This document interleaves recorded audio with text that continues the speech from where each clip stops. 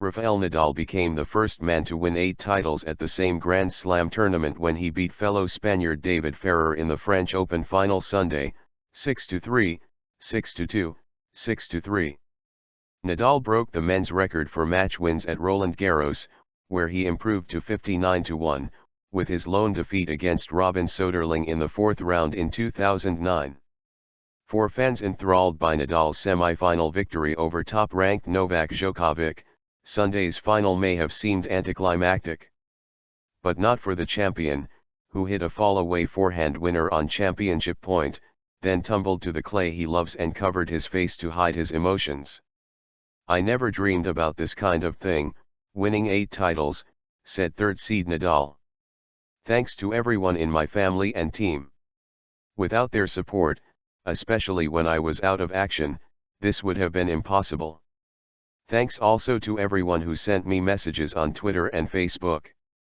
They all gave me positive energy for today." Tough road. Nadal's path to the Roland Garros title was more arduous than usual. He fell behind in each of his first 3 matches and needed a 5th-set comeback to beat Djokovic. And the latest title was especially sweet for the Spaniard because of his comeback after a 7-month layoff due to knee trouble. Since returning in February, he's 43-2 with 7 titles in 9 tournaments, and he has won his past 22 matches. With his 12th Grand Slam title, Nadal moved into a tie for third place with Roy Emerson behind Roger Federer's 17 and Pete Sampras' 14. Protesters tried to delay the final in the second set. One man jumped onto the court near Nadal with a fiery flare spurting white smoke, and security personnel pushed the protester to the ground and quickly dragged him away. Other protesters also brandishing red flares climbed to the top of nearby court Suzanne Lenglen and unfurled a banner calling for the resignation of French President François Hollande. The interruptions were brief, and there was no stopping Nadal. He has lost a total of 16 sets in 9 years at Roland Garros, and was never in danger of doing so against Ferrer. Both finalists grinned away from the baseline, with one rally lasting so long fans began to buzz, then started to shush each other. The 5'9" Ferrer, who was playing in his first Grand Slam final at age 31, often wins points by extending them with his dogged defense. But Nadal matched his retrieving skills, and the torque on his ground strokes eventually had Ferrer reeling. "Rafael was better than me," Ferrer said.